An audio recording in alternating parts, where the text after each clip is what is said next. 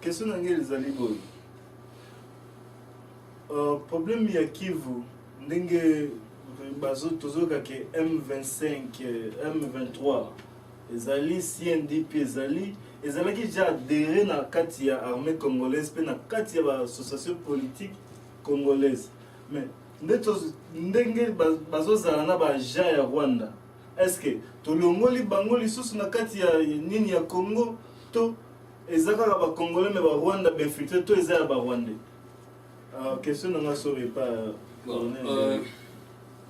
en conclusion, ezali à Barwandais. Pourquoi? Basala qui mascarade na bango que ba Congolais to vandi na table de négociation à Sun City. Après doye RCD Goma aboyaki koya na ba militaire na yenyoso na bandimaki kaka bazala na nani ya armée nationale ya biso. Après ba base na bango etikalaki intact wana na ba base na bango wana ezalaki soutenu na wana ezalaki na Barwandais et puis Barwandais ne bakota na nani. Après baye na makambo ya biso umoja 1 umoja 2 nini tout consort groupe wana ya bakunda batware ba soldats na bango majorité les autres nani baza ba chef kuna ce sont des Rwandais et ba boyaki baya na ba mutation bisika nyonso kaka ezalaki donc ezala biloko déjà préparé na nani wana et c'est là où ils ont formé une complicité nande kona bango Kanambe donc armée ya batutsi et vanda kaka base na bango kuna. Et alors eba moni déjà que nos situations est comme compliquée yango wana bazwaka toujours ba pion ya ba congolais bazala na bango puisque baza mingi te ozomona. Et alors force na bango ezali yango tozali awa soki monguna avant akota awa donc il faut moko na biso azala na bango ozomona yango wana force baza nango wana donc soki monguna oza pembeni no mokolo place andimeli monguna te monguna kokima ye moko. Ok, merci mingi. La jeunesse tout le monde qui na guerre mususu elekaki na je crois sur 2006 ou 2007 Kagame, Paul Kagame asengaki asala médiation, asali médiation ya mwana yaki osala ke CNDP ekotaki na esaderaki na armée congolaise tout pe bitumbezo na no place ante ya kosala médiation en tant que qui d'abord na Congo donc ezali ba mascarade pour que azwa batuna ye akotsa bango na kati kuna nyonso wana Congo etikali passoire na côté wana et bande kona biso baza kosala pembeni ya Petit Joseph wana ezali toujours ba complicité na bango. Mais à proposer ça la sous-médiation pour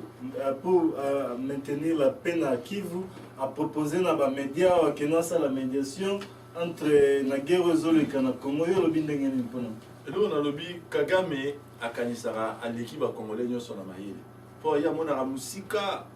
ye azali oto bengi ntimbi ya ba Tutsi. Mais abosa na te ba Congolais be ba timbi na bango. Bato ba mona makambu na mulili na butu même na misuboye. Donc ba je ya Kagame et régner qui passait ba Congolais bazaki ya kolala. Au moins tangu réveiller ba kulutu na biso ya ba combattant ba bana masolo ba bandi. On a boire que la bango toujours ba fleur. Toi ba bandi boulot. Bano ba la kaka ya bilaka ba bimi. So banana misusu bazana ba spirit mususu ba mona ra loin ko le kao Kagame. Kokasate soko zwa ki ba laptop ba ordinateur amiko pesi na bana nyonso tout na kati ya Rwanda que Rwanda okoma développer ko le Congo eza rien parce que di banda déjà biso to peser 7 millions de ya diaspora ya ba congolais. Donc to peser déjà ko le population na Rwanda alors na 7 millions na kokasate to ba twanzara. Pas to anja di banda. Nzala na biso eza na place yo kangi biso prisonnier na kati ya Congo. Donc ba j'ai la médiation ya Kagame, ça ce sont des mensonges. À ça, il y a un G, à Boingana, à français, à comment à francophone, à comment un esprit cowboy, esprit à anglais. Donc, il n'y a pas un biseau roi indien, qui va avoir un biseau terre. Donc, il y a un arabe là qui s'est et si tout l'amour qui n'a façon moussous. Bah, j'ai wana, et ça, on a jamais minutité. Et bah, d'ailleurs, au banc, ça m'a banc, ça insulté. Et puis, on a rien qui sa place wana. Il y a ce qu'il y a comme médiation.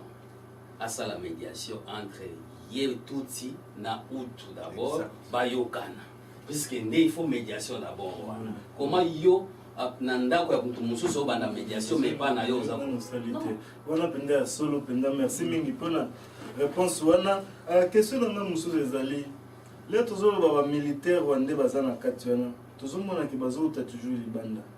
rebelle outaka toujours libanda biso bacombattant tozali na bafrontière nyonso ya Congo combattant ali en plus aussi toza na presque pays ebele na bafrance banini ba toza kuti na bapays ebele biso tokosala attaque bona nayebi te attaque to nini stratégie na biso ide ndeni mpona osisa pe wana na kati ya nini biso déjà simple tozobenga na système oyo ngai système oyo bato balingaka kotombola mapeka biso tolingi yango te alors biso tokoya jamais na même système tokoya jamais na babota mbula banini te wana eza biso te soko olongoli biso na combattant toza nano bando benga ba mikiliste ozo comprendre toza na bato oyo balingaka déjà kimia bafandi déjà na bamboka moko intégré oyo tozosala déjà eza plus banda Afrique banda première fois rébellion sans armes ebandi epa na biso mpe kocontinue esili te lobi oyoka wana baivoirien lobi oyoka wana baangolais ate edouard azobloke biso lobi oyoka wana toute l'Afrique parce que tozokoarrache pouvoir sans armes mais oyo ya arme na mapinga nde bana mabele bandeko na biso ti ntango bamona biso tozwi déjà oyo tozoluka imperium bango mo bakoagir eza vraiment simple mais biso tokoya te mpo toboma bacongolais mosusu ennemi na biso azalaki moko toidentifie ye epuis tozokende na ye ntina suka ndenge olobiki bacombattant oyo arme oyo boye te soki arme nde si tosilana bayela biso baproposition kilikili basodo bazobunda na Kivu wana soki otali bango même na santé na bango même na physique même konzo baza te mais tomonaka kaka ke tokoya na banzela nyonso tu bato baya rébellion na Congo eza biso tokozala jamais bato ya liboso osala ebandi depuis baannée 60 eza eloko moko répétition biso tokoya na eloko oyo ya sika oyo tobengi bacombattant barésistant ke na kati ya poto ya moto akotaka lisusu te soki okoti ya kobatama soki olobaka na bato oyo nauti poto ya kobatama yaka mpena lia ndenge wana olia liboso tambola dondwa na voiture tomona yo inge colonel Géry intervention ndenge nini nalingi naloba makambo ya monsieur Mende liboso azalaki oloba naza ntina baimage natala azoniye ke yai des rêves de viol to massacre na Kivu mais siko azondimaki il y a des militaires rwandais na Congo eza indirectement te ke azo avoué que non il y a eu le massacre la génocide au Congo omoni Mende na identification nini na kopesa puisque ezali na lobaki yango lisusu ke ezali insulte na peuple congolais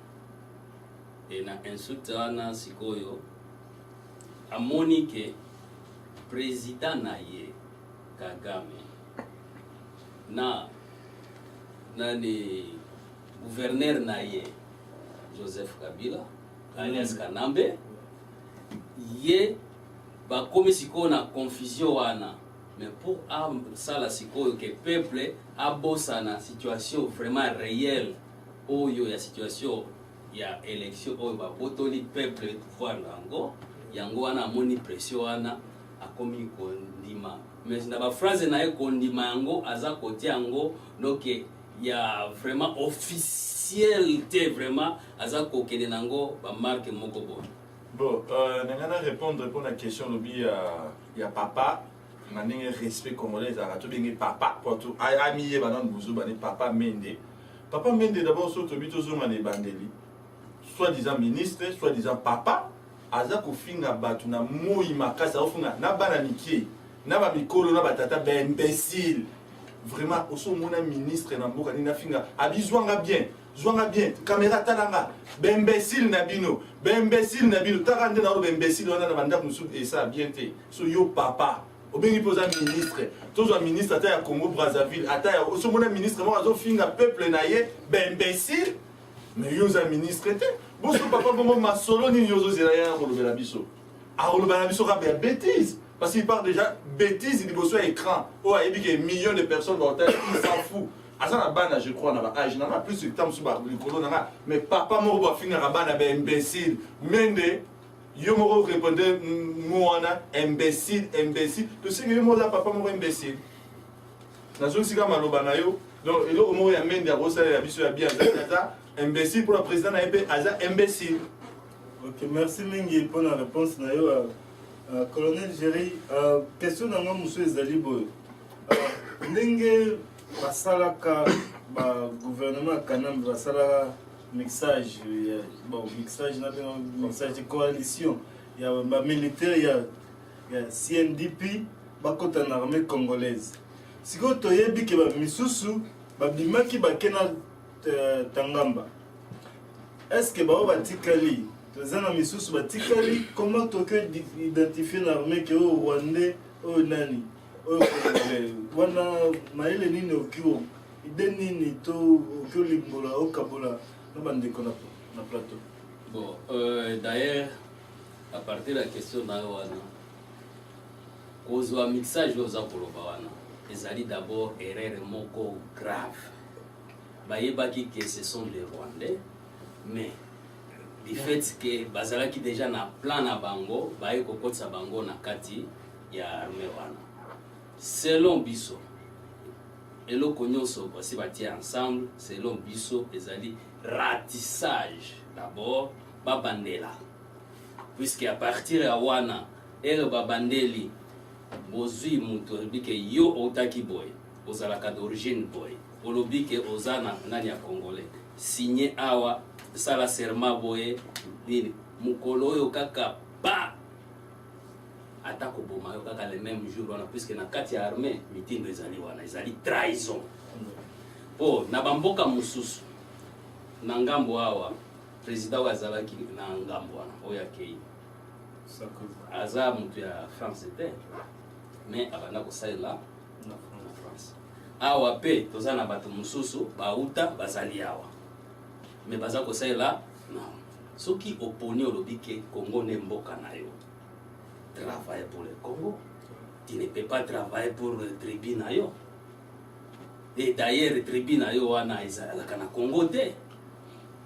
ezali oye accepter bato bayambi yo na pasi na bino boye ndima osala nani, mais na décision na biso il faut recensement et ratissage na kati toujours à recensement et ratissage wana soki ozalaki complice na ba puisque esali ba makambo ebele na bakunda batware ya ba Bosco ya ba Mutebus soki ozalaki na nani nyonso wana prison mbala moko po na babiloko wana lelo kunda batware media nyonso banda koloba congolais général congolais nitukoso après akimi na Rwanda na mboka na bango bayambi très bien nyonso wana ezali erreur na biso ba congolais. Ok, merci mingi. La jeunesse, mais na Congo peut toyebi ba militaire ya oni bazali o babengi MONUSCO bon misala na bango penda na kati ya Kivu wana bazosala nini penda parce que bango bavenir bayaki pour maintenir la paix na ici misala na bango te bazosala donc lobi nini pona bon misala na bango bayaki mission parce que oni tanga yaka toujours mission, mais mission ya oni turo na kati ya Congo eza auto mona na média te mission ya oni bayaki nde kobotisa bana na biso ya basi bandeko na biso ya basi ba mama na biso mission ya oni yango wana ko violer pe tellement batinda ba pédophile ebele surtout so oya mindele mingi parce que ba indien ya mandefu bango baya kosaka race mususu tellement ba bengani ba race na biso oya ba Congo penda ba bantu penda na territoire wana. Ça fait déjà combien de temps on y a moins 10 ans, plus de 10 ans. Plus de 10 ans. Bro, bah non, bah on va bâtir missus, bah ok, déjà 10 ans, bah 11 ans. Donc on a 10 ans, bah nana bah on a métissage pour le côté à côté on a ébélé. Et bah nana bah on réclamer bah vite aux bah congolais. Mais bah papa là bah on va outara bah India, bah outara ni bah y a une mission oni. Bah l'ingi de bah tcha terrain on a et comme on a multi race. La multi race comme ça ébélé bah on déclarer bah nous sommes des Congolais. Olobani na botamia na Kodiwana. Donc mission na bango ya jamais ya paix, mission na bango ya kosala kobota kotondisa bana ya ba race ebele lobi bo mona ba métissage moko ebima côté kuna ya ndenge ebele po eloko bango ya kosala tourisme kobotisa kolia ba maboke biloko moko na mboka la bango ba raté na ko mema ba lor parce que ben ndie ebele bazosala commerce alors na Kivu kuna parce que bima na ba lor donc boulot na bango ya moi donc toza kuna midi à 14h te nazalaka na Kinshasa nazalaka na camarade moko ya muntu ya oni nazalaka Ghanéen alors mais mangati na kata ba bureau na ba kaka je crois na 2006 je crois azalaka pena chef munene ya oni so MONUSCO na kati ya Congo lokola monenga na loba anglais na utaki Angleterre tomane ba camarades do bazaka na wana musala tando ya kozanga tansu 10h du matin si 18h tozane ensemble ils font rien en loba anglais congolais pembe no kasa lo belo moko ok alo bane masolo moko ba bêtises des bêtises donc ce sont des gens au ba osaka ba bêtises ko botisa ko supporter ba criminel ko bomba makambe bele ba bomi ba na Kinshasa omona onia ya guerre bima kote kuna mbandaka tando onia kitaki noki akititi kuna na kati Équateur noki pona guerre amuke mais guerre à Kivu osomona balobi ote bango ba yewana pona ko couvrir armée congolais mais c'est ça ba mensonge oni baza ba criminel faut kanga général oni wana za na territoire na biso il faut l'arrêter. Alors, Makambo, autant de côté, on a comme off, on va y que vous allez glisser. Merci, Mengi. Colonel Jerry,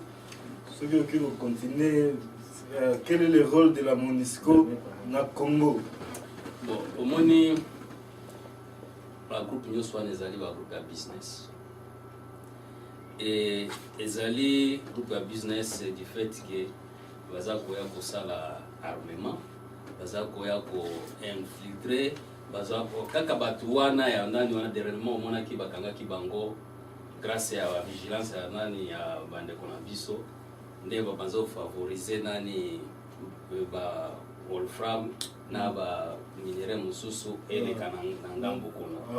Okay. Et alors donc baza na banano et puis so tali histoire na Congo toujours na moment oyo bango bazalaka ezalaka toujours ba problème na biso. Elle Babomaki Lumumba, MONUSCO nani oni toujours Laurent Kabila Koufaki Bazalaki kuna ba désordre nous soyez ba massacre za koleka bazaliwa et ils sont là pour favoriser puisque ba yebi force à congolais et force à congolais ingia telema bomona ka toujours que MONUSCO akoya atie barrière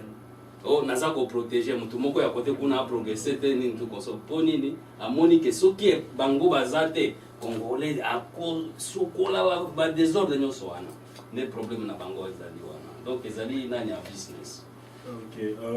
to solo mo ke pona question na biso ya soka ezamengi pona balkanisation na coltan ndenge zobomisa bana Kivu lelo olobi ndenge nini ndeko ezaka makambo tuti oloba tanto oloba balkanisation na coltan donc tozongi na biso na sujet liboso na sens nini toyebi déjà rôle ya bato tout bazo jouer wana eloko bazo luka donc na Congo na yango yoka kutu ke coltan eza partout bon ba okufela na Kivu eza partout dans tous les 11 provinces basa ba recherche ba na retard donc wana ba okata biso tout na Congo mitu donc coltan na biso eza ya biso so boyibi ona mabele eza na banzoto na biso mon ba l'or eza na banzoto na biso na ba diamant donc ngani na za so kati loko na coltan so boye ba raté donc coltan muso eza na ba cerveau o bino boyiba nango yibité mais biso tozolande ko récupérer mabele na biso ko telemena mabele ba koko na biso bana na biso bazala fier ko bana Arabie Saoudite bazalaka basepelaka na somi ya mboka na bango et tozala posa bana ba congolais bazala pe fier que nous sommes des congolais que mboka na biso eza na oyo babengaka nyonso naza sir eloka na roba exambo wana. Merci mingi pour l'intervention na colonel Jerry Makambo balkanisation na coltan Bon, balkanisation wana ezali ba projet na bango depuis kala. Mais ngai na lobaka toujours que balkanisation wana eko salama. Soki biso ba congolais biso moko to accepter yango. Mais jamais soki baza ko utiliser toujours ba tutsi wana balkanisation eko salama te. Et puis problème ya coltan. Bon, ezali minéraux puisque nani évolution ya technologie baza ko utiliser yango na ba biloko ebele. Mais kobosa na te avant d'abord coltan ezala na publicité nango ezalaka liboso or diamant eza makambo ebele ngai personnellement puisque poser question wana coltan wana biso oyo nga na botami place coltan ebanda kosala na biso toza na école primaire coltan wana puisque ezalaki omoni société Somenki au bâtiment puisque société Somenki ezalaki coalition ya ba société donc Cobelmer Simetin ni tout consort batiaki yango ensemble et mon papa fut le premier noir oyo azala directeur de mine ya société Simetin avant ekoma Somenki kolta wana babanda kotimola yango baza kotia yango na babalabala chaque vendredi nde mutuka ekoya ememi yango na moment wana biso toso tolongwe na classe toza kozwa yango puisque tomesana na biso bale soki omoni ke jour wana otiaki bale na yo na nani batennis ere wana batennis nde ezalaki bale apana mike oza nango na poche na yo te mais okozwa nani okomi okuti yango boye ozwi donc tozomona yango importance moko te mais lelo ekomi à part ça kolta wana puisque oluframe monazite colombo tétanique eza epelé vous allez voir que donc biloko ya Congo ekosilaka jamais ngeta. Ok, merci mingi pour l'intervention na bino na journal lelo. La jeunesse ce que za moya suka ya pesa ba téléspectateurs na biso ta yango que pesa mona suka. Moi suka ezaka ba jeune nyonso ba région de RCK partout vous allez en Australie, na Suède, bino ba en Australie na bino ça ja ba plaisir ebele na Canada, na Japon, na Congo Brazzaville, na Angola, na Côte d'Ivoire tout ça ouvert numéro na biso sur les cas benga to biso ndenge nini ko se connecter na Afrique d'ici boa ko région de RCK ba jeune bino bana botangi na IEC bino bana botangi na campus bo bimi bozo luka bo benga RCK yango déjà solution au moins ba combattant to un peu éparpillé bo lobi mais to comme eloko moko RCK on trouve en Belgique na France partout donc tozara ba combattant mais RCK ezali nde résistant combattant congolais de boyato sangana poto si sa makambo yo liboke moko likofi moko yango na nde mutu ekoisa banguna na biso ingeta. Merci mingi maloba epana yo mon colonel. Okay, nga maloba eza toujours pona bande kona ngai ya Kivu. Puisque kuna nde makambo eza kokende mingi. Na lodi boyo kango. Inafaa mfungule macho sasa. Muangalie mambo yote enye inapitikana kwenu. Nyinyi mnateswa, mvua mnanyeshewa, damu inamwangika, vitu yote ambayo inafanywa kwenu. Inafaa muwe na zamiri juu ya nchi yenu. Ba Rwande, ba Burundi, ba Ugande biko nakuya kunua juu ya nini ya complicité ya banduku yenu bakivusie benye biko ku pouvoir. Inafaa mufungule macho, inafaa mufungule museme juu yabo na musisubutu tena kuwa nyuma yabo. Biko mingi kwa kuanza a partir ya Kamere na bingine biko mingi sita munayua bote majina. Okay, asante sana. Excellent. Merci mingi. Ndeke nyoso tuboti Holanda emission to comme na suka lo nyoso teza na bandelite na suka to comme na suka émission beta 7 na RCK TV na opesa bino nyoso tumbote pe journée molamu. Pour rappel na zalaki na plateau na colonel Géry na la jeunesse na ndeko na biso mususu azalaki liboso asi akei. Donc merci à la prochaine le 29.